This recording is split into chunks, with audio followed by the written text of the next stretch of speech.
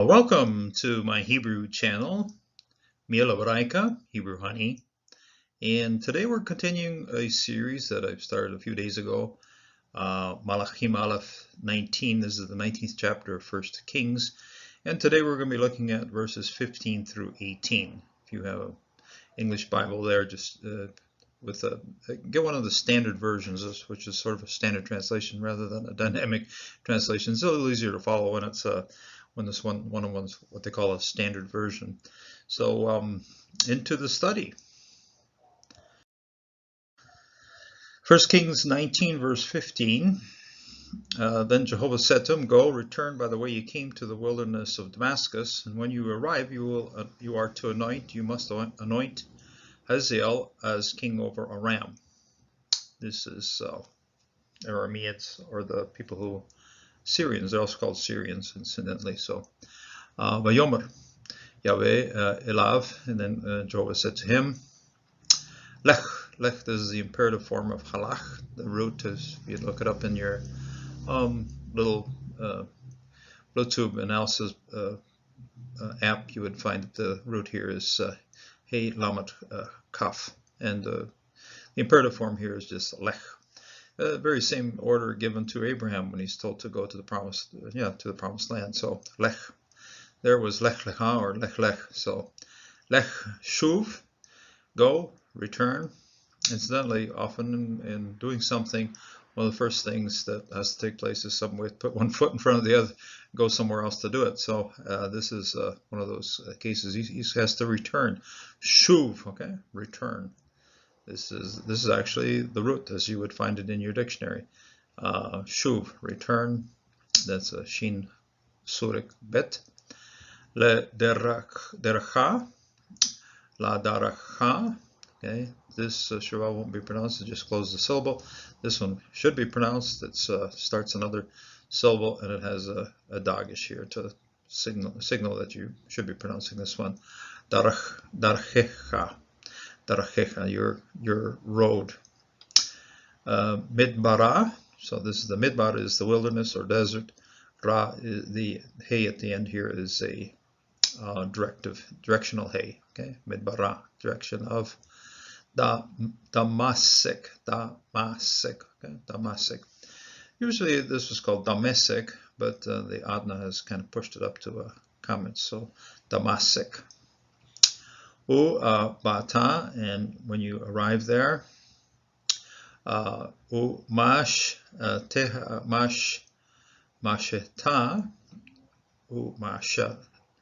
mashata, okay, and you will anoint. This is a Messiah word here. And when you say Messiah, that's one that's been anointed. And then to anoint him, that's the verb here form of to anoint somebody. And you will anoint it, a direct object marker right here. Whoever follows this particular word receives the action of this verb. So mashata, and you will anoint Hazael. This is Hazael. Okay, you get all the double vowels in here. Okay, Hazael. Okay, so this hey, the chet has hatef patah, zayin has a kametz, aleph has a Serik, and then that's an accent at the end there, and then this is a lamed. Okay, Hazael. Lamelech, okay, Melech is to be king, and this is a segolate. You have two segols right here, and being a segolate, it's usually, almost always, will have what they call a Miel El, an upper accent. Okay, the accent goes up to here.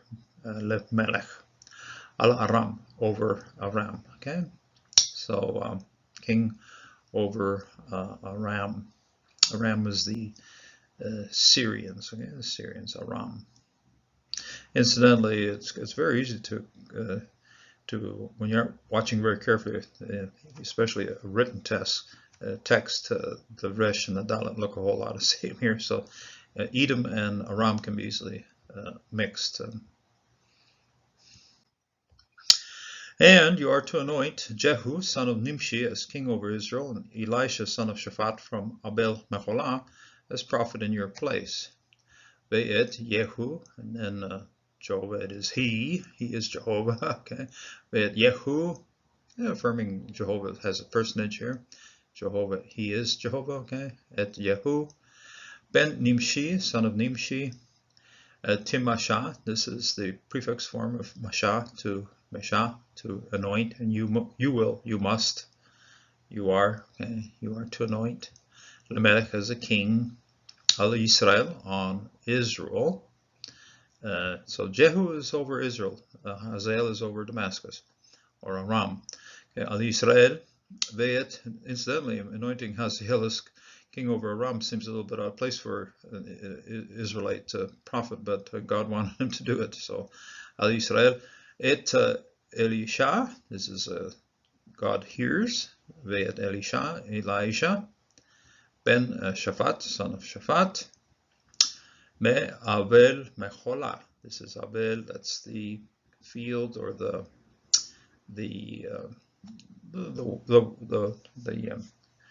pasture land, field land. Abel Mechola. It's a well-watered place close to the Jordan, and that's why it has this particular name. I've done a complete separate video on places that start out with the Abel. Okay, so Me Abel Mechola. Timsha, and then you will also anoint, same word as up here, Timsha, the Nabi as a prophet, Tachatecha, okay? Tachatecha, in place of you. This is anointing Elisha, Ben Shaphat, Ebolah, Tamisha, you will anoint as a prophet in place of you, in your place. And then these things have to, the Lord is preparing for devastating the house of Ahab. And so this is just about everybody on the list here. They really don't expect it. Could just say who they're going to do. Jehu and Hazael and Elisha have got a lot of work before them. Put to death of many people by the sword. But almost all of this are people that were very, very deeply involved in the idolatry that Jezebel and Ahab had promoted in the northern tribes. So this is retribution or vengeance coming from the Lord on these people. Then Jehu will put to death whoever escapes the sword of Hazael, and Elisha will put to death whoever escapes the sword of Jehu. V'haya ha nimalat meherev, and then the one who slides away. I've done the Lot and his family slid away from Sodom, Gomorrah, okay, Nimalat, and David sometimes slides away, and Ehud slid down the toilet chute at Jericho, and so after he murdered Eglon. So those who slide away, those are slippery guys, the slippery people who slid away, Nimalat, Meharev, and those who slide away from the sword of Hazael, Yamit Yehu, those who get away from Hazael, Yehu will kill them, okay, will kill them, put to death.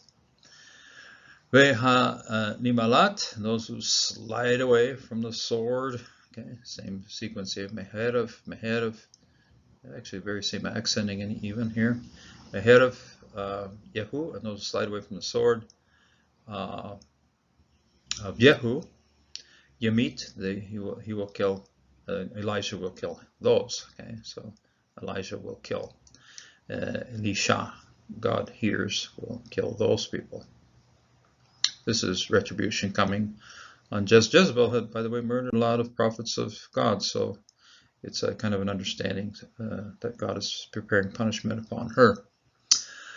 But I will leave, the Lord speaking still to Eliyahu, I will leave 7,000 in Israel, every knee that has not bowed to Baal, and every mouth that has not kissed him. Okay. Vahish arti, and this is a first person verb right here. I will keep, I will remain, I will leave. And this is a causative here, hifal, okay, causative. I will cause to leave, okay, I will cause to leave. Israel, in Israel. Shebat elafim, that's 7 7,000. 7,000. Shevat Alefim. Kol. Comments Hatuv with a nice O right here from the comments. It's not closed syllable, not accented, so it's an O. Not kol, as some of the transliterations will do here, but no, it's kol. Kol ha-bir kaim. Okay, those kneeling. Okay, those presenting the knee, those kneeling. Asher lo kar ehu. Kar ehu. There's a metech here, which suggests, and I think that's the case, that this Shiva is chopped away from this particular syllable, so it has its own syllable over here. Rather than closing the syllable, it's karehu, and those bending over, bowing over, those. And it's kind of interesting, you just take a look at how the form of the verb here, karehu, curved over, curved over, humped over, okay? So it's just something that's curved over. Karehu, lebal, those who haven't curved over, those who have not bowed, lebal, those who are on their knees, but not bowed to Baal, okay? Lebal. V'kol ha-peh, and each one, each mouth, and each one, the mouth, ha-peh, asher, which lo nasak, lo, which have not kissed him, okay? And this often happens when you have a statue or an idol or something. People want to get close, want to get in proximity to it, and they end up kissing it. You see it quite often with people who are kissing certain statuaries, and in almost any religion that has statuary that is worshipped, people are kissing it. So here, there are 7,000 who haven't bent the knee and 7,000 who haven't kissed Mr. Baal right here. Often we think of Baal as very large statues, but in archaeology they've discovered these things, and they're actually kind of small bronze statues, and so it wouldn't be so hard for them to be kissing them. But yeah, it is certainly betraying the Lord when somebody kisses Baal, and or somebody bows down to him, or somebody kisses him. A nice pneumatic for a way to remember this whole matter of nasak. The kissing is that the sheen is a consonant that's used for teeth. Okay, so you get to see the sheen, and then the sheen is open, the mouth is open, so that the mouth then can kiss whoever is receiving this action. Incidentally, this verb appears 2 or 3 times in the first chapter of Ruth, when Ruth and Ophrah and Naomi they tend to kiss when they're saying goodbye to each other. So that's where you'll see it in 2 or 3 verses where they mention departures. They are kissing each other. So nasak, same verb. You'll see it en route. You see it here. They have not kissed. They've not. And kissing something means they have not had any kind of loyalty to Baal. So this is good news for Shevat Elohim. Good news for Elijah. Elijah was telling the Lord, I am the only one. I'm the last one left. That's it. There's no more. The Lord says, hold on. There are 7,000 over there that have not bowed to Baal. Still faithful, even though it's dangerous, even though Jezebel is out to kill them. There's still 7,000 faithful people.